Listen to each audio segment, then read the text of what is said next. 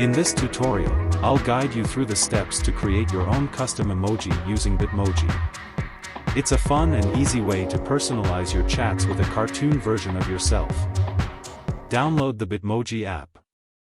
Head to the App Store, iOS, or Google Play Store, Android, and download the Bitmoji app.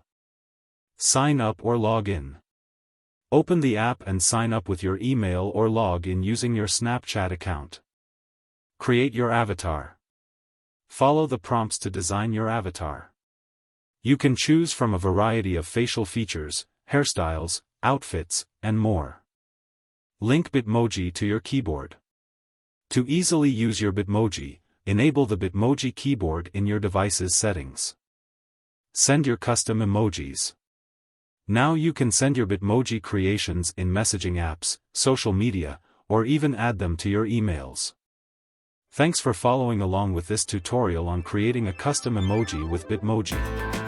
Don't forget to like, comment, and consider subscribing for more tech tips and tutorials. Check my links below. Thanks for watching CyberTheo.